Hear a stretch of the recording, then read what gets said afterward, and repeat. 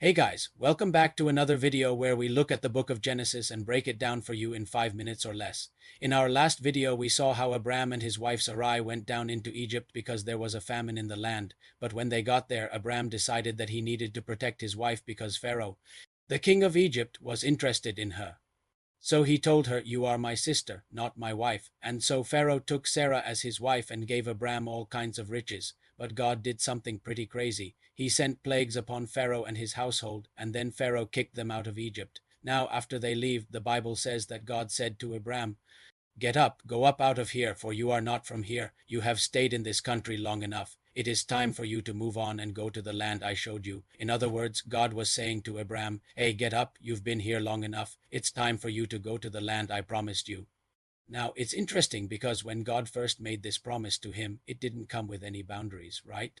He just said, "To your descendants, I will give this land." But now there seems to be some stipulations attached to it. When God repeats the promise, it comes with a time frame. So Abram gets up and goes to Beersheba, which was in southern Canaan. Then he builds an altar there and calls on the name of the Lord. The Hebrew actually says that he called on God, but some translations say that he called on the name of God. Either way, the meaning is that he prayed to God, that he cried out to God. Now, many people think that this means that Abraham started a religion, that he was the founder of a religion, but he wasn't. Religion is a system of rules that we follow in order to attain favor with God. But Abraham had favor with God because of his faith. In fact, he was called friend of God, so he didn't need a religion. He already had access to God through faith. But soon after, there's a dispute between herdsmen working for Abraham and those working for Lot. In fact, it says that the dispute became very great, that it was impossible to continue living together. Now, we don't know exactly what the argument was over, but we do know that Lot's herdsmen were probably causing a lot of problems. Remember, Lot was a nephew of Abraham, and he had a reputation for doing shady things. I mean, he got into a huge disagreement with his uncle over immoral men in Sodom. And then he chose the fertile valley of the Jordan River instead of the mountainous region that God told Abraham to go to. So Abraham decided to let Lot and his herdsmen go to the east and take the western territory for himself. And the Bible says that Lot liked the eastern territory, that it was well watered everywhere like the garden of the Lord, like the land of Egypt, and that there was plenty of pasture there for his herds.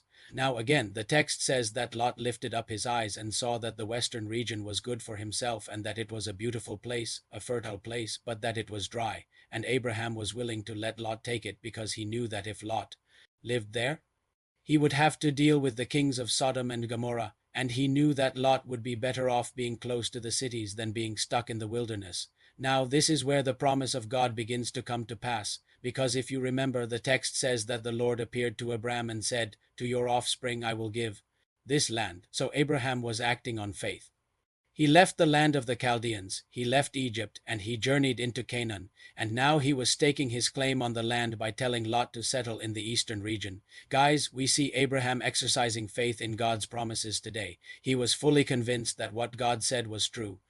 And even though he didn't see the fulfillment of the promise yet, he acted like he did. Now, God never forced Abraham to leave He didn't force him to leave the land of Canaan, and he didn't force him to leave Egypt. God simply spoke to Abraham and told him what he wanted him to do, and he trusted God to make good on his promise.